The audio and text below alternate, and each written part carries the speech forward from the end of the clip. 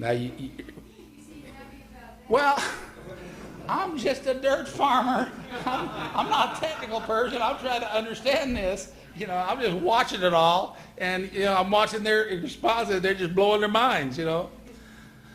At the time, I didn't understand the importance of this 56%. You know, I eventually learned what it meant when I filed my patents later. Which, let's go to the next slide. All right. Now, there's a gentleman by the name of Hal Puthoff, and he did a paper, and this is in March 1st, what? Can you read that, Barry? 89, I think. 1989. It's Physical Review A, volume 30, number 5, I think. All right. And it's entitled Gravity as a Zero-Point Fluctuation Force. Now, this man is a theoretical physicist by training. And I understand we have a couple theoretical physicists in the audience right now. Believe it or not, whether you are teaching art or you're teaching feng shui, it doesn't make any difference. You have a formal training in physics, you know, you can appreciate this man's training. All right, this man is a theoretical physicist. Well, I don't like theoretical people, basically, because they're theoretical. I like experimental, you know. But this man, I have a great deal of respect for. I can't understand any of this mathematics, can you? Now, maybe our physicists back here can. I can't. I mean, this is really complex for me because it looks like Chinese writing to me, which is totally foreign, you know. But I have to show it to you because he did say something very profoundly important. It's a theory about gravity, and he says that gravity is not a field. Gravity can never be discovered out there in the universe someplace as a separate field because it doesn't exist as a field. Gravity is produced when the protons and neutrons and electrons of the atom interact with the vacuum energy. And everybody understands the vacuum is the vibrating material. It's everywhere in the universe. In other galaxies, every piece of matter all over the universe is running on the vacuum and feeding their energy off the vacuum. And that's why protons and electrons and neutrons run forever, because they're continually taking energy from the vacuum. And I don't know what the number is, but I read it someplace that in the vacuum energy, in 1 cubic foot of the vacuum contains more... 1 cubic centimeter contains more energy than what? No, somebody said it was all the nuclear bombs all exploded at once won't equal the energy that is in 1 cubic centimeter of the vacuum. Yeah.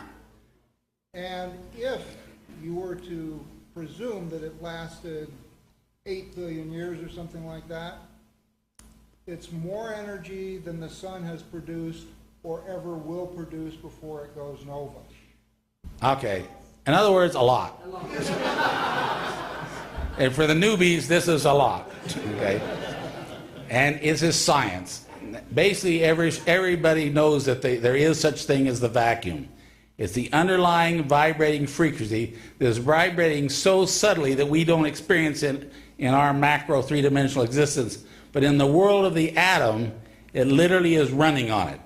It's the stuff that continually feeds the atom that means it runs for billions and billions and billions of years and never runs down. Okay? He said that if you calculate using all this wonderful mathematics that I don't understand, and I wish I could read this all to you, but what he's saying is that when you calculate mathematically, when the energy comes from the vacuum and creates what we call gravity, matter interacting with other matter in 3 dimensions gives us a certain quantity of gravity. But in this part right here in this paper, and you can find this or you can actually read it on this video screen up here, he says, but matter, when it's interacting in 2 dimensions, which is what I said my stuff theorized to be, resonating 2 dimensions, not 3 dimensions, that you have to correct it by a 5/9 correction factor. 5/9. So matter that's interacting only in this direction, like a superconductor, doesn't weigh what matter interacting in 3 dimensions is like. So you must correct with a 5/9 correction factor. My material loses 4/9 of its weight and weighs 5/9 of the beginning weight of the metal. So where did the 4/9 go? It's still there. It's just not in these three dimensions. Now this is heavy, people. It's very heavy, but it also is telling us what gravity is. And remember, when you control gravity, you control space-time. When you know what gravity is, you're working with space-time. Now, if you could shrink yourself down to the size of an atom and literally walk inside the atom and be in there with the electrons buzzing around outside and the neutron, the protons right here beside you, you'll be in the world of the quanta. And in that world, there is no time as we understand it. It's only when you come up in the macro world, in our three-dimensional world out here, that time is invented by mankind to describe change. Water runs downstream at miles per hour or feet per second. You get old in years. Everything happens in time. But way down there in the world of the quanta, there is no time. And something I want to emphasize is a superconductor is billions and billions of atoms resonating in two dimensions as a harmonic unit. Literally, all these billion atoms are acting like one single atom. They're all in total harmony with each other and resonating in unison in two dimensions. So a pure superconductor should really weigh 5/9 of its beginning weight. Now, nobody has been able to weigh a type 1 superconductor when it's superconducting, because anything comes in contact with it warms it, and when it's got to be 4 degrees Kelvin, anything introduced into it warms it up, so it's a real problem to weigh at that temperature. But that's the theory that he has of gravity. The very fact that it... How warm was your superconductor? Well, at room temperature, the gold is at room temperature. Iridium is at 200 degrees. 200 degrees temperature, it's actually flux flowing. Now that's important information, people. Really profound information. See, yttrium, barium, copper oxide. Copper is one of these elements too, people, but when they build yttrium, barium, copper oxide, which is the type 2 superconductor, what they've done is created a yttrium, barium oxide that is like an egg basket, so that it can hold a single monatomic copper in that egg basket.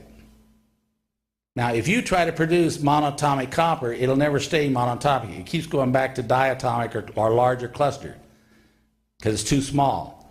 But if you can create a matrix where that atom stays in that matrix, you literally can get a superconductor, because that atom resonates with another copper atom, resonates with another copper atom, and causes what they call type 2 superconductivity. I don't know what we call our stuff. It's just another form of matter. But science will name it eventually, I'm sure. Anyway, let's go to the next slide. That's an important paper, by the way, people. He's written a lot of good papers, but one of them is entitled Everything for Nothing. But this paper on gravity is really profound, because he does theorize what gravity is, and we have proven with our testing what gravity is. That's what's important. All right. This is my patent application. Okay. I'm not going to show you all the many pages of it. I just want to show you this is the title page. We filed a patent on this material. And it was on all the platinum group elements. We're saying that they, in their monatomic state, if they're annealed, they go to this lighter color, virtually white on most of the materials, and they resonance connect in two dimensions. And in this form, they are not visible by X-ray diffraction, X-ray fluorescence, emission spectroscopy, atomic absorption, or even neutron activation. It isn't identifiable by DC arc, but it is identifiable by induction coupled plasma, which is one of the new technologies. It's just not receiving energy. But when you understand that a superconductor literally has around it a Meissner field, and it doesn't allow any external magnetic field to enter the sample. None. Not 99.999, but 100.000. No interference can enter the sample, and therefore it runs perpetually. A superconductor, when it started, literally runs forever and ever and ever and ever. It's billions and billions of atoms acting like one single atom, running forever.